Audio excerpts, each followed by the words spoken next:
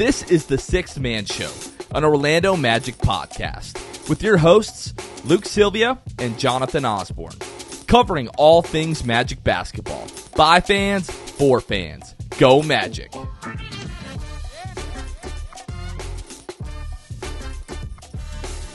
What's going on, Orlando Magic fans? You guys are back with the Sixth Man Show. Today is July 11th, 2024. Jonathan Osborne here, as always, joined by my co-host Luke Sylvia. Luke, do you know what today is?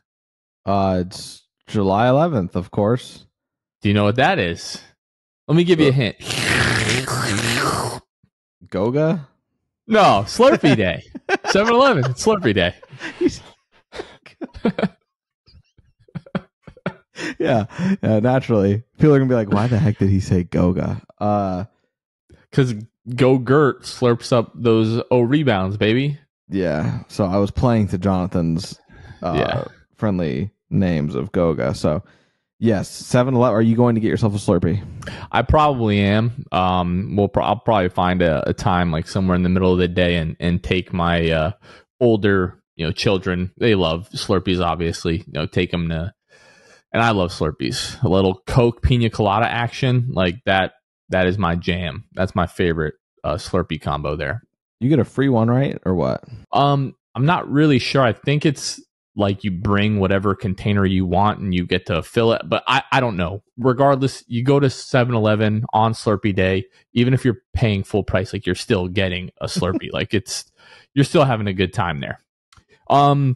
Really quickly, before we jump into the episode, Luke, we have some updates to give.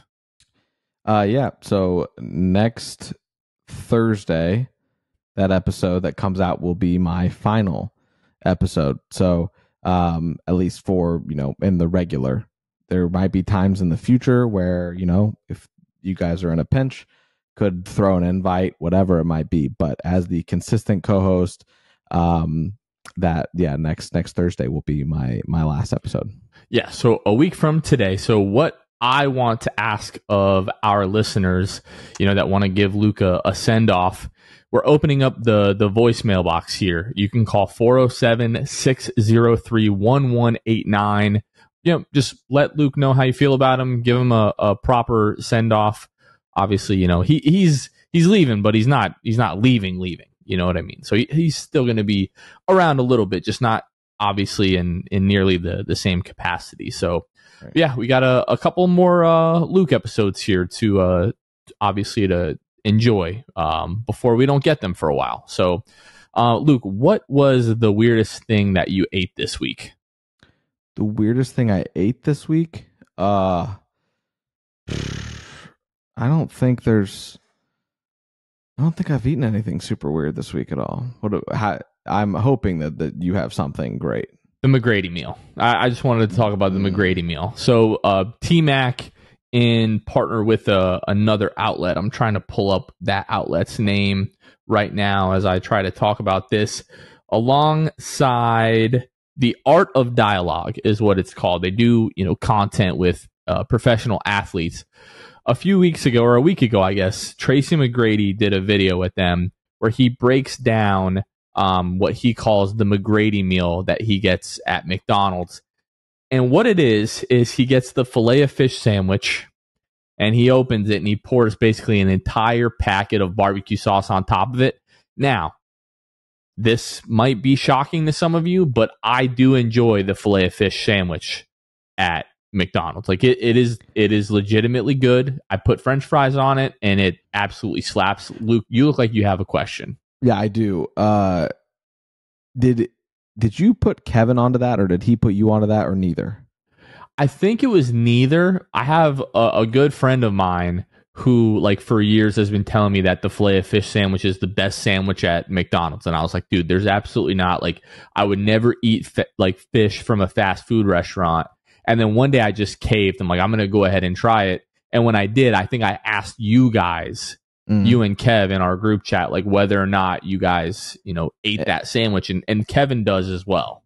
Kevin indulges in it pretty heavily from what I understand. I think he's a pretty big Filet-O-Fish guy. So yeah, I mean, I'm the odd man out here. I don't think I've ever had it. I don't care for fish unless it's like sushi, which is just funny in general that like I like sushi, but I don't care for fish. Right. And Yeah. it's stupid. That's but, ironic. Yeah. But yeah, I've just never tried it. Is it like cod or what is the fish? I think it's cod, but what I would liken it to is like, did you ever have fish sticks as a kid? Probably, but I don't. Not that I really. It's like a big fish stick patty. Is kind of what it's like. You know, a little bit better quality than that, but that's like when the first time I had it, that's what it reminded me of. And the barbecue sauce. What was the verdict on it? Yeah, so a typical, like if we're just rating like all food on a scale from 1 to 10, like normally I would give the fillet of fish like a 7.5, right? The barbecue sauce brought it down a little bit for me. Like it was just it's too much. Like the amount of barbecue sauce that is on it is too much, but I just don't think it really complements the original sandwich that well. So it tastes like barbecue sauce, but it does give the fish like that barbecue kind of smoky flavor, which it doesn't have on its own. It's not terrible. Like I thought it was going to be disgusting. It was not disgusting, but it also wasn't as good as just the sandwich is on its own. You said it's a 7.5 on its own, but is that what you're calling by default because you always do this with fries, or does the fries bring it to like an 8? No, okay. The fries probably, with the fries, it's about a 7.5, 7.5. Okay. And even with the fry, I tried it with the barbecue sauce. I was like, I guess it's okay. I put fries on it. It made it a little bit better, but it's like at best, like maybe a 7, maybe a 7.1 with the barbecue sauce on it. Like, honestly, I feel like it might be like a 6.8. I know I said a 6.9 on the review that I posted, but it might be a 6.8 with the barbecue sauce. I love T-Mac. I don't think that sandwich is it though. But I also like I'm not up in arms that he's eating that. Right. You know, it's not like I don't know. People put, you know, ketchup on things that ketchup should like you shouldn't put ketchup on your macaroni and cheese. Like to me, I'm like, what are we doing here? Right? Yeah. No, absolutely. But I know people that have done that. Yeah. Hey, real quick, Jonathan, I want to give a shout out to somebody that made my day, maybe my week. Shout out to John. I was dropping my kid off at his like daycare, and I'm walking out to my car, and all of a sudden I get transported to all my memories at Kia/Amway, and I hear 6-man show because that's what everybody yells. And I don't know if it's because they don't like really know our names or they just want to yell 6. I have no idea, but that's always what people go to. And so I turn around, super confused, and then I start to register, and then like, hey, what's up, man? He's like, I'm a big fan of the show. Been listening for, I think he said like a year and a half, and was sad to see that or to know that I'm leaving and all that kind of stuff. So clearly a listener, at least in the last, month and a half, whatever it was when we announced that initially. So John, if you're listening to this, you made my day, maybe my week.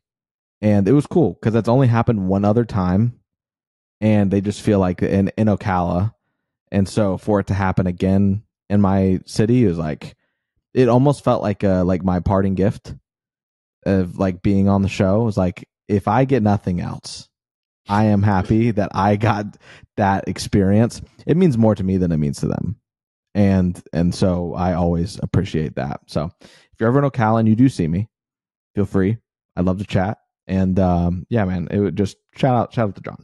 Yeah, like it happens in Orlando. Like obviously, like we're at the epicenter of really everything that we do there. So when we're at games or events, like obviously, it makes sense that it happens there.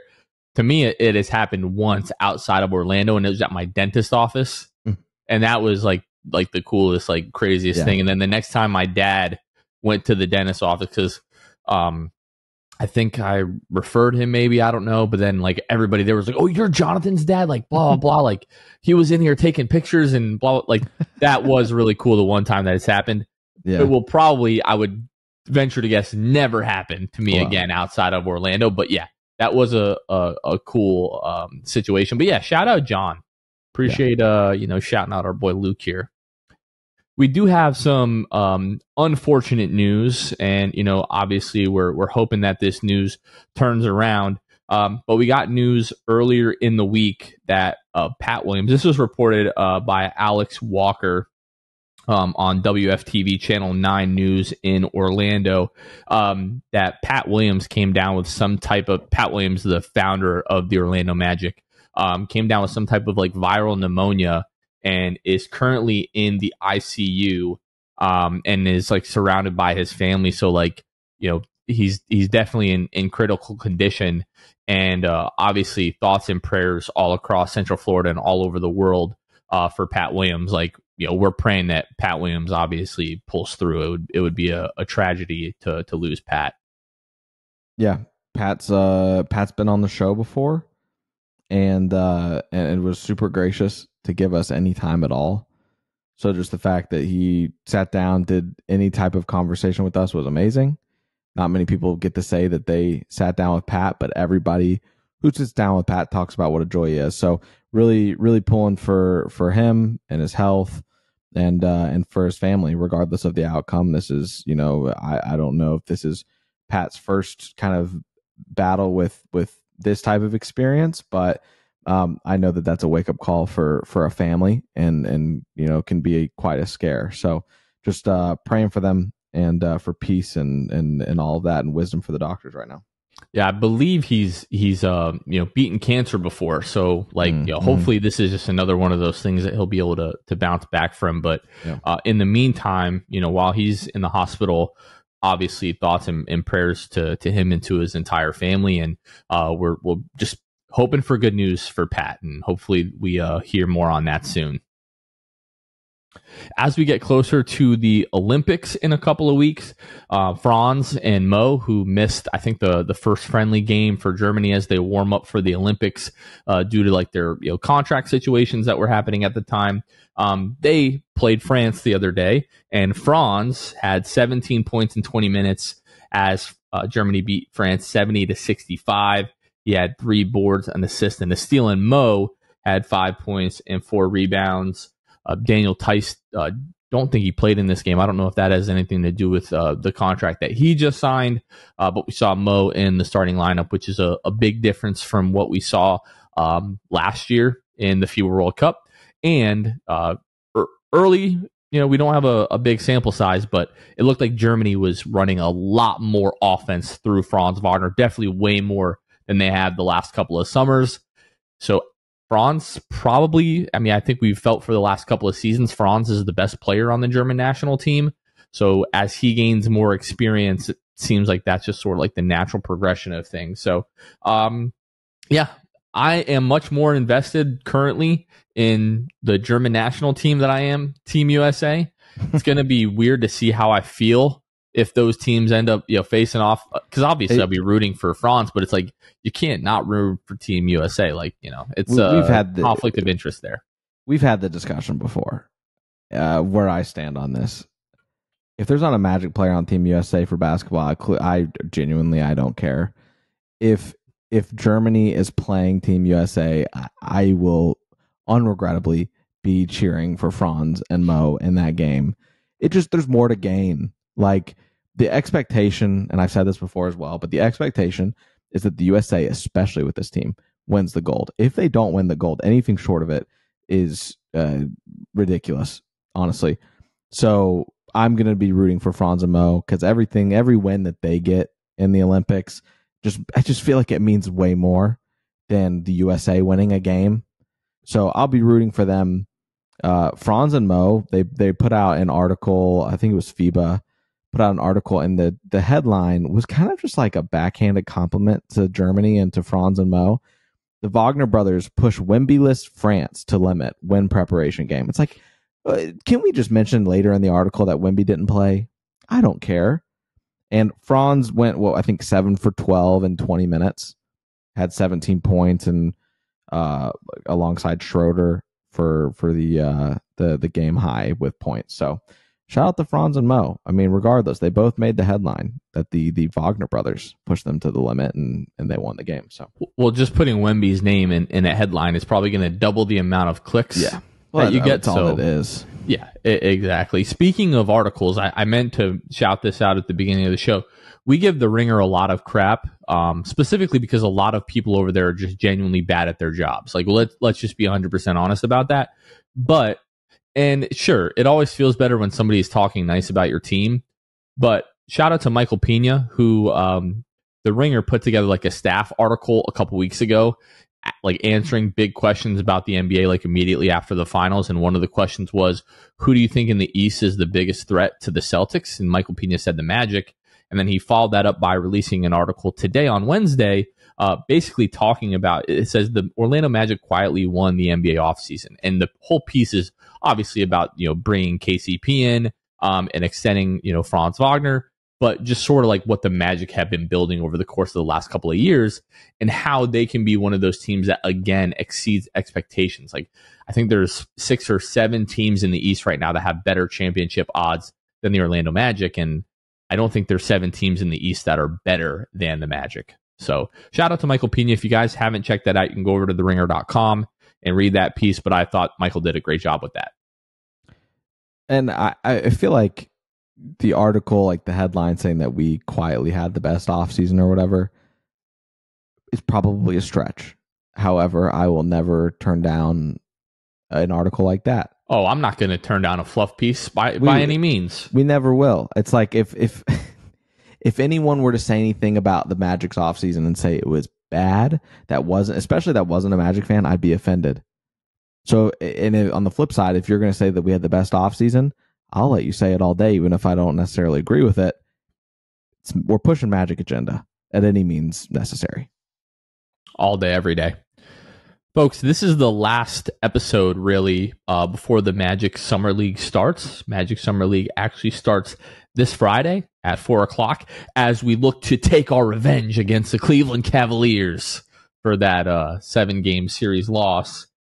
Kevin wanted me to make sure that I make this like a very personal thing between us and Cleveland. That we're gonna win that Summer League game, and we're gonna show them, And whoever wins by default wins the series. Yeah, we get to go back and redo the entire playoffs. That's exactly right. Top of the result of the Summer League game. Mm-hmm. But yeah, it is officially Summer League season. We'll talk about the Summer League roster in just a second. But again, the Magic open up their Summer League schedule Friday at 4 o'clock Eastern on NBA TV versus the Cleveland Cavaliers. Then they'll play on Sunday against the New Orleans Pelicans at 7:30 p.m. That'll be on NBA TV as well. Then they have a game July 17th, which I believe is next Wednesday, versus Memphis. So they'll have 2 days off there. And they play Memphis at 7 o'clock. That'll be on ESPN Plus or ESPN3.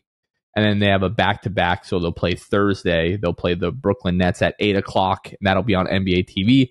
And then their 5th game, like depending on how well they do in those games, where they end up in the Summer League tournament, we don't really know who they're going to play until the rest of that sort of shakes out. Luke, anything really jump out at you about this schedule? Not really. Let's roll the ball out.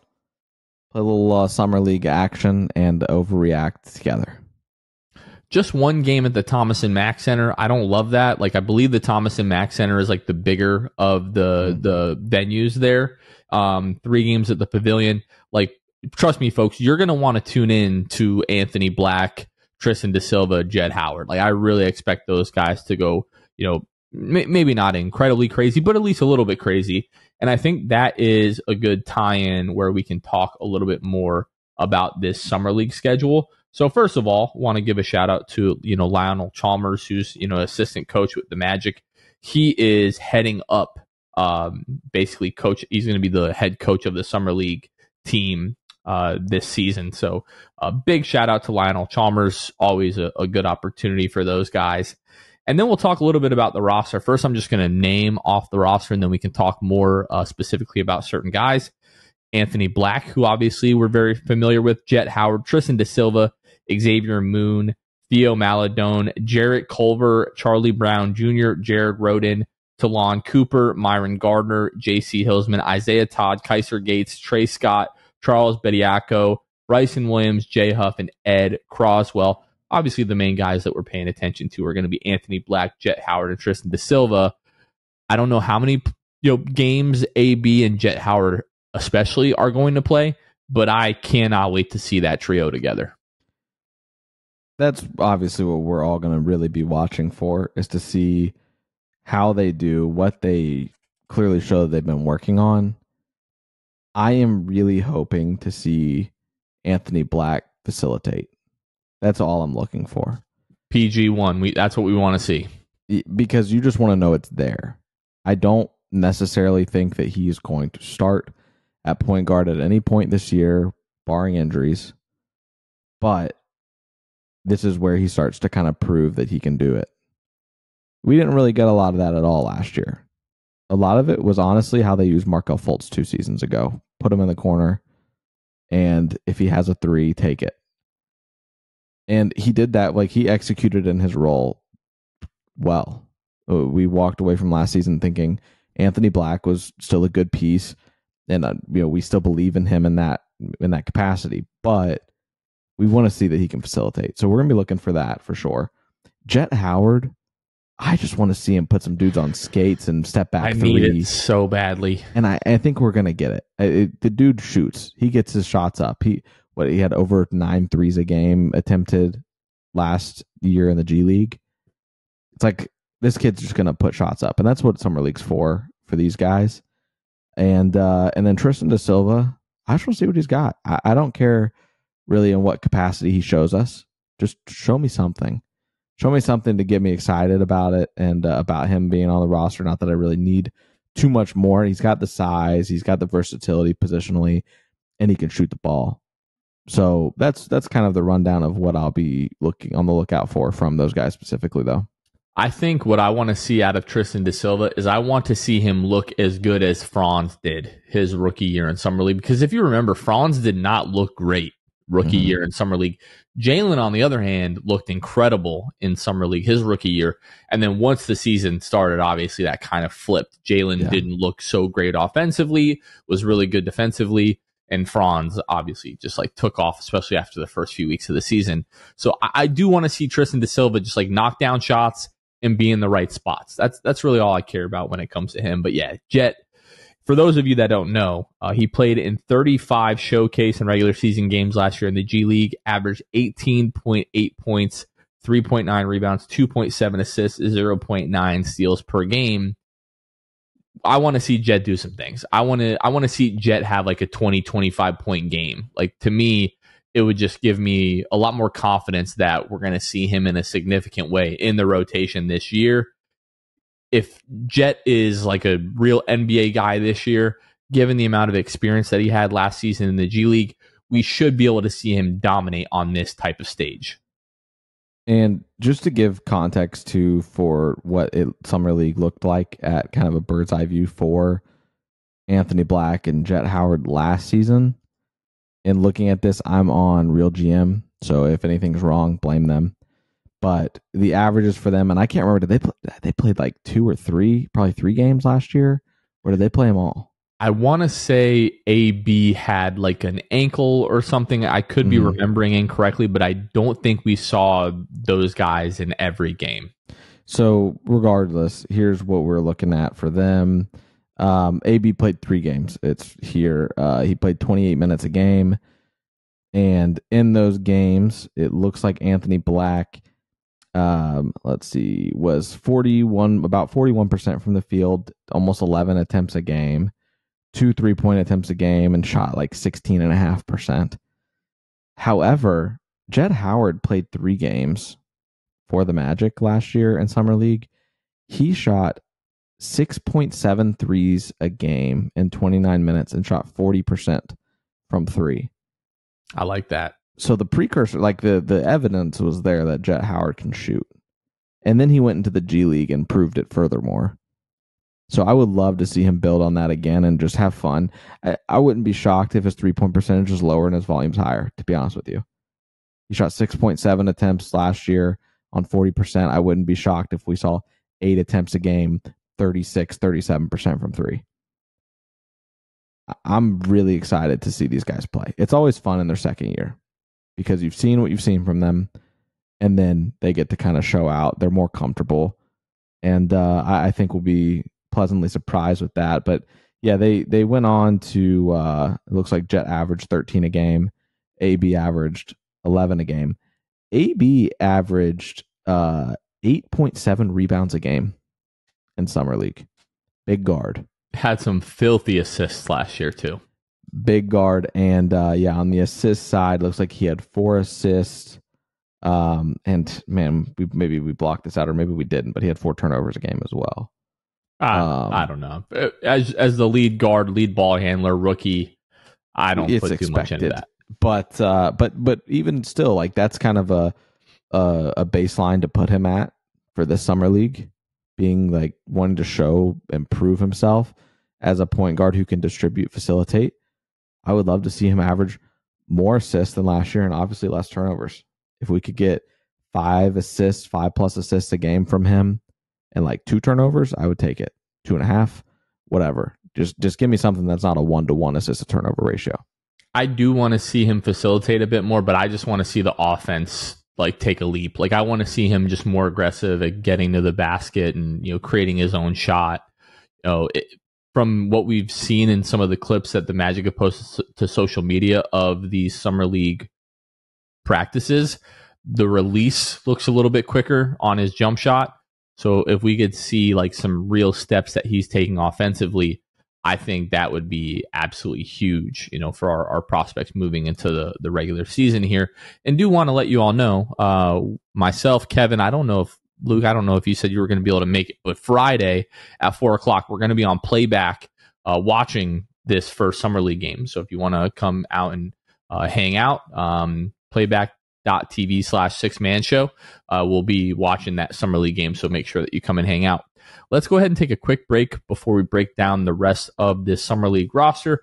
Want to give a quick shout out to our patrons, the folks that help make each and every episode possible by financially supporting the show.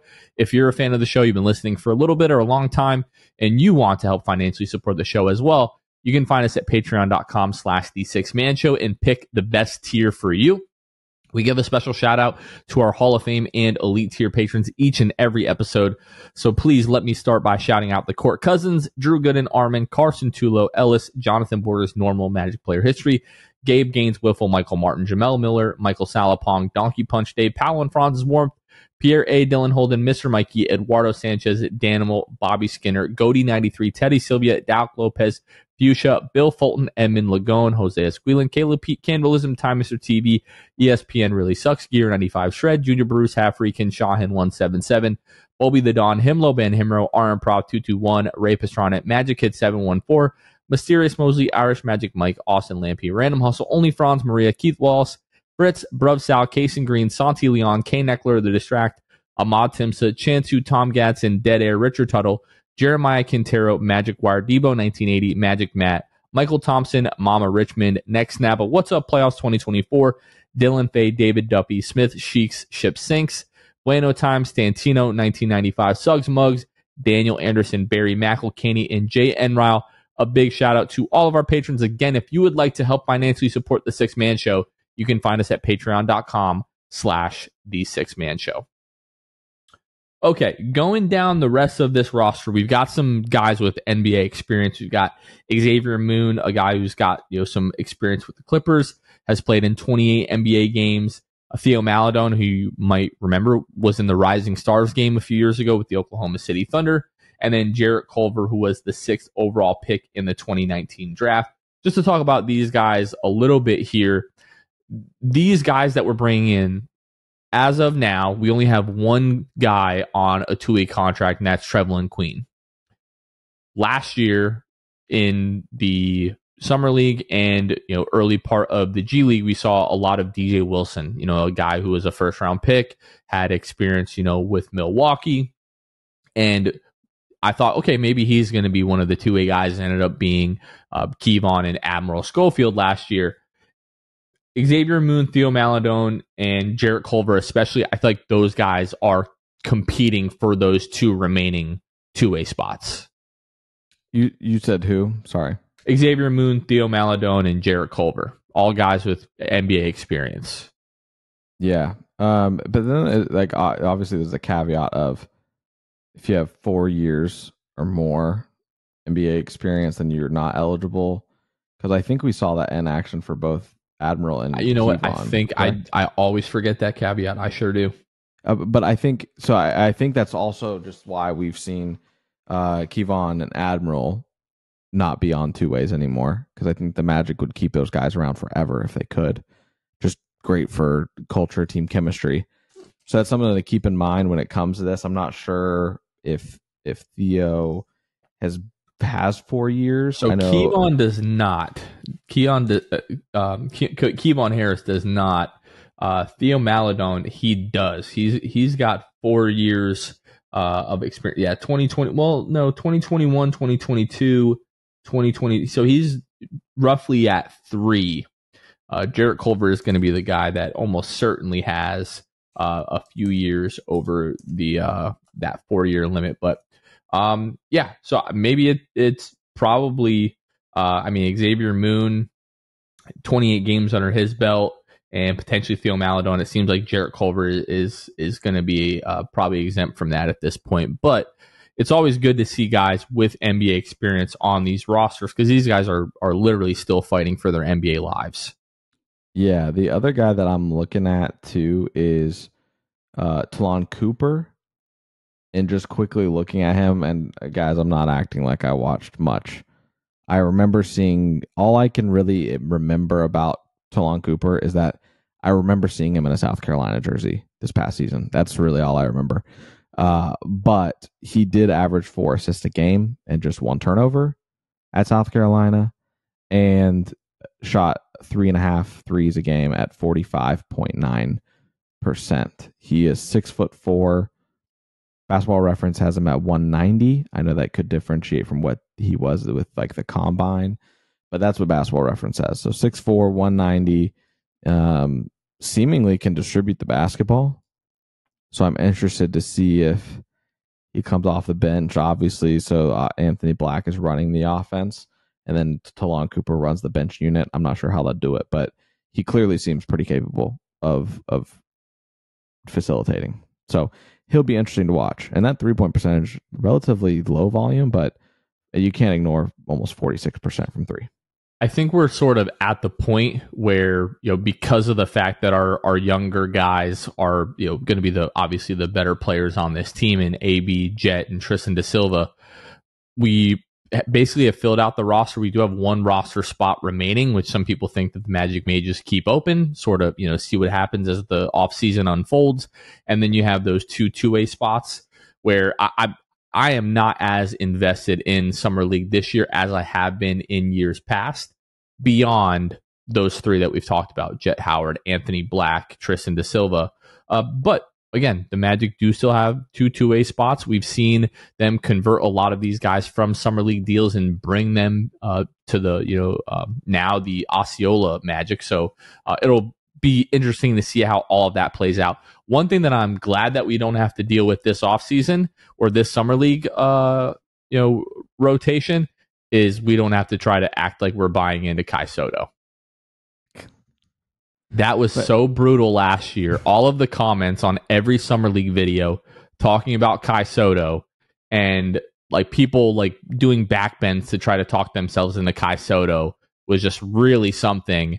And I was so relieved when the roster came out and we were calling him Sai Koto because we didn't want to get that attention, because it was borderline toxic. I've got to admit, borderline. Those people, like those Kai Soto fans, were legitimately relentless, crazy for Kai Soto, and good for Kai. Clearly, he's a likable dude, and people love him over there. But yeah, ridiculous for that. I mean, I can't. That feels like so long ago, but I remember it so vividly.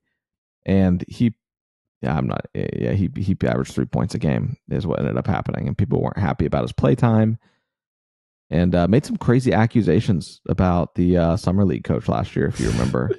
They said that Dylan Murphy was racist. Yeah. It's like, no, Kai Soto just flat out stinks. Yeah, so I'm glad that's over, and we don't this have to year deal with he that. played on the Chiba Jets.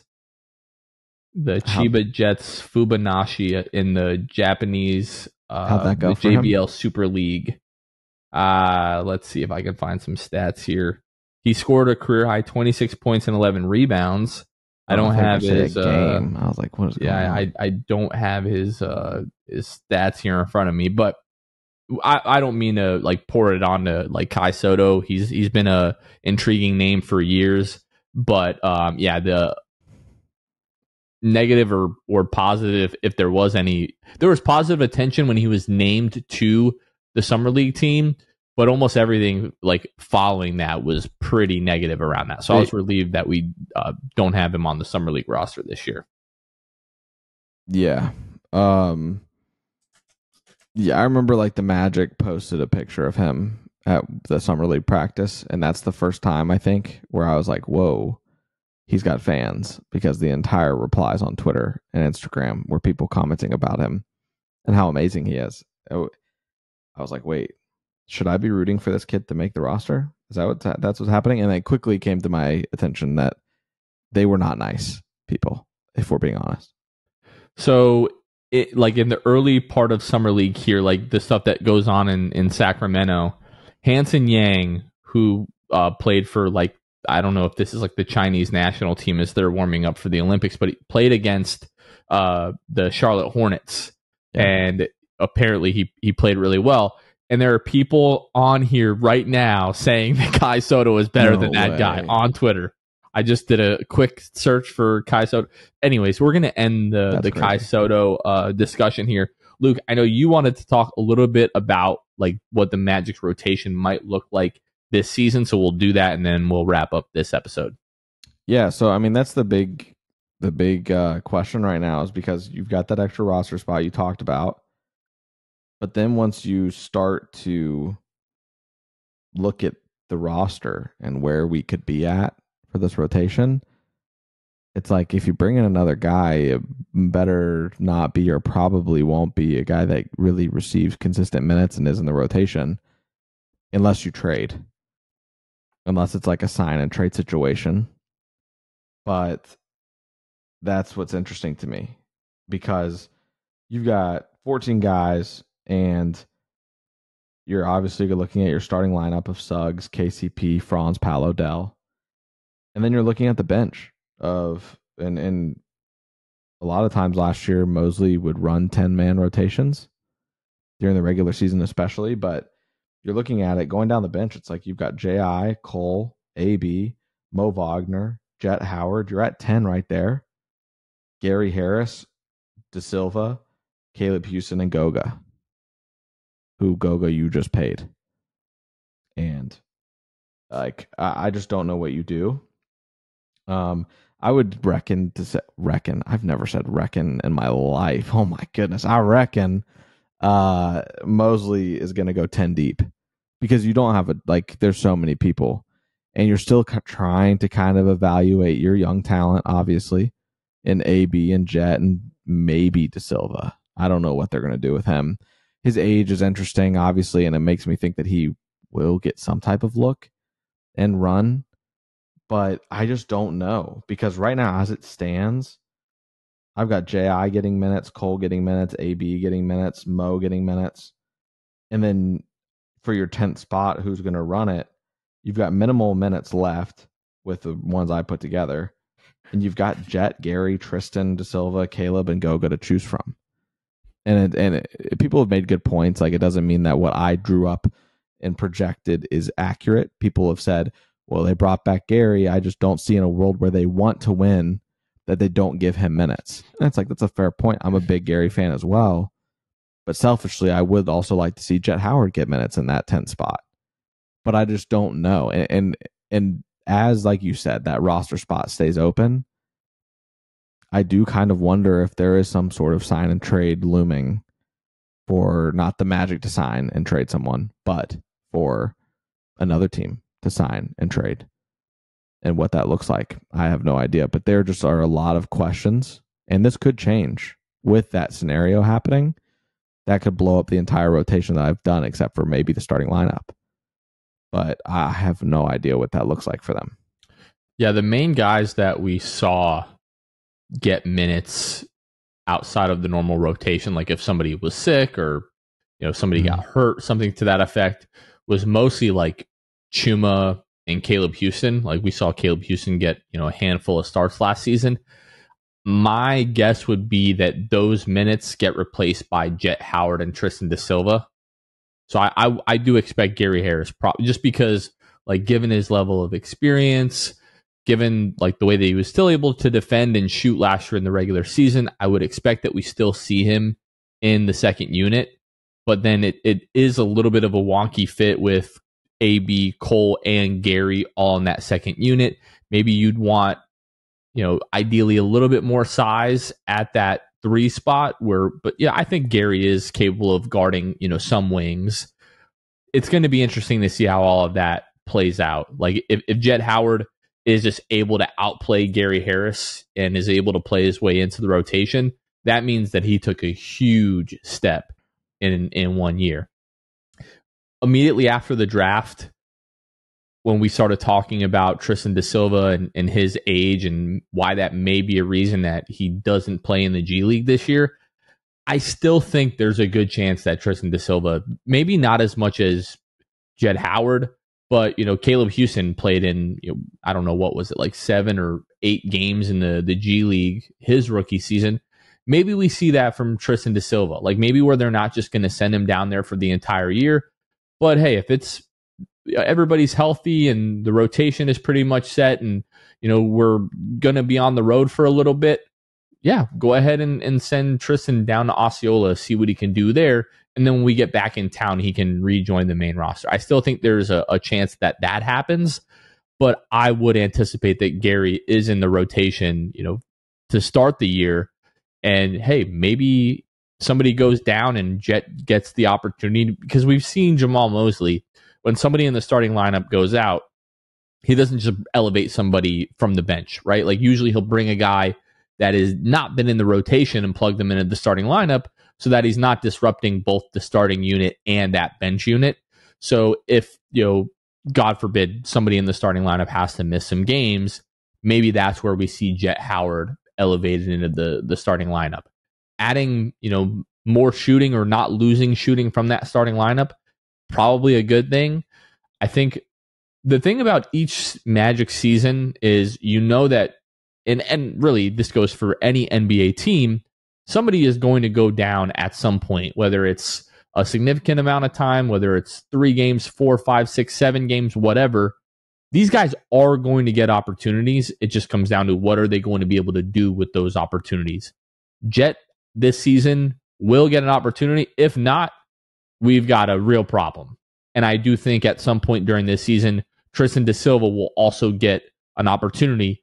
Just like the one guy that may not get many opportunities this year is Caleb Houston, because I do feel like over the course of the last couple of seasons, he has been given opportunities and hasn't really taken advantage of those, as much as I hate to say it.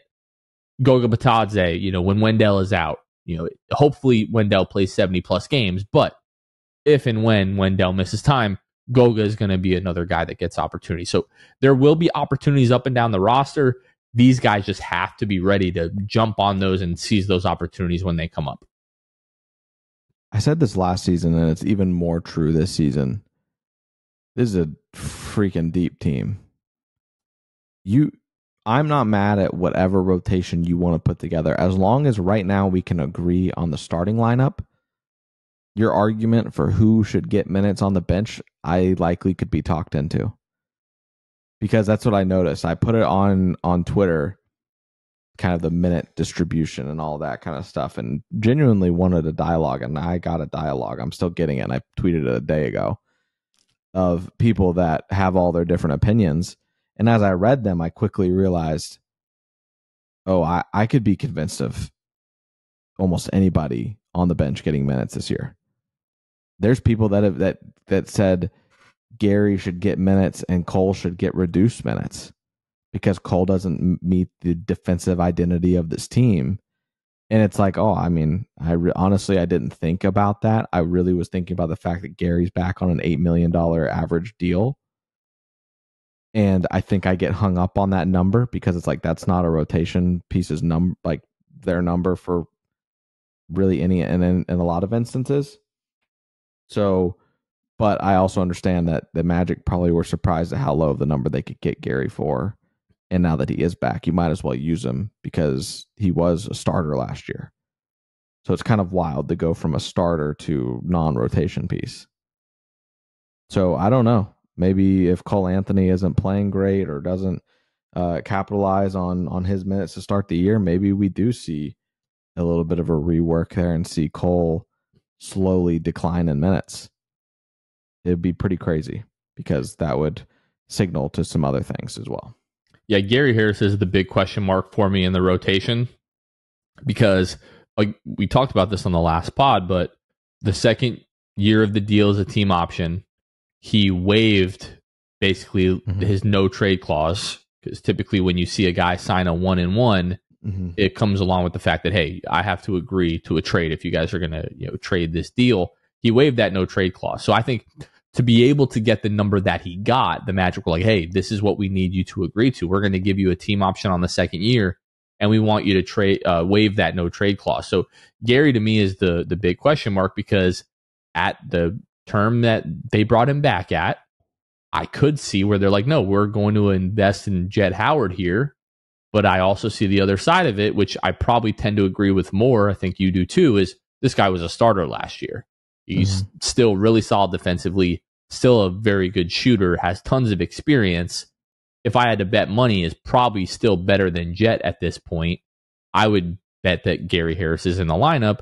But if they go, no, like we think we're going to be good enough and we can win games and develop Jet at the same time, I don't really think you can argue with whatever path this team takes with those guys. And it ultimately comes down to, what does Jeff preach all the time? He preaches internal growth. You ask him about anything, right? And he's like, oh, I think we can grow from within and that internal growth can happen. And Gary Harris is not growing anymore. Gary Harris is Gary Harris. He is what he is, and I think he's a good basketball player. I think he could start on a championship team as the fifth option, right? Like, I think he is a great piece and brings a lot of experience to the table. But if you believe in that internal growth and you talk about shooting being something like with that internal growth, Jet Howard is the guy that does that. And if you want to see what he can really do, you give him essentially a promotion, because last year you had him in the G League the entire time. So you give him a chance, see what he can do. I say you give Jet minutes right off the bat, and if he doesn't perform, he doesn't perform. And then you can kind of jockey minutes around, but I would love to see it. And if I'm Jeff Weltman, or if I know from what I've heard from Jeff Weltman with that growth, I wouldn't be super shocked if they prioritize Jet.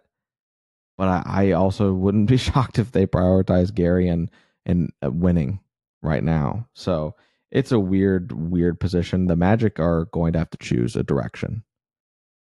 They can't hold on to everybody forever. They're not going to get to run a back again with this team. So I don't know, man. It's super interesting. I just don't think you can shelve the number 11th pick in the draft for two straight seasons, right? Like, to me, that would be an organizational failure. Because and maybe this isn't like going to turn out to be one of these all-time type of drafts, but even like early returns, when you look at the guys that they drafted Jet Howard over, Derek Lively, right? That doesn't look great right now. Keontae George, a little bit up and down, but has shown a lot of potential with the Jazz. Jaime Jaquez, right now, obviously better than Jet Howard. Brandon Pajemski with the Warriors. Even if we look at a guy like Cam Whitmore, which I know he slid all the way to 20. But then even late in the second round, like Tracy Jackson Davis, contributed, for the Warriors last year. Like, you have got to almost just see what you've got. I know we went through this a couple of years ago with Kem Birch and with Mo Bamba, but it just feels like the situation is a little bit different. You don't have a coach sort of stuck in his ways in the way that you did with Steve Clifford. And like Mo Bamba had been given opportunities, along the way. So far, Jet Howard has been really given nothing. So I personally if it was me, like start the season with Jett Howard, just throw him out there. If it's 5-10 games, whatever, and the kid just doesn't have it, then you go back to Gary Harris.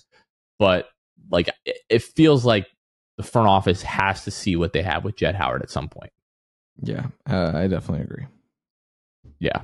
So we're going to see what happens when it comes to this rotation. It's going to be interesting. And again, it's going to be one of those things that we probably don't have a great feeling for until opening night. And we'll continue to talk about this throughout the offseason. But I think that is going to do it for this one. For Luke Sylvia, this has been Jonathan Osborne. You all have been listening to The Sixth Man Show. And we will catch you guys next time. See ya. Thanks for listening to The Sixth Man Show. Be sure to subscribe on iTunes and Spotify to get new episodes downloaded directly to your phone. If you enjoyed the show, please take a minute to give us a 5-star rating and a review. It helps out the show a lot. Follow us on Twitter, Instagram, and Facebook at Sixth Man Show. We'll catch you guys next time. Go Magic!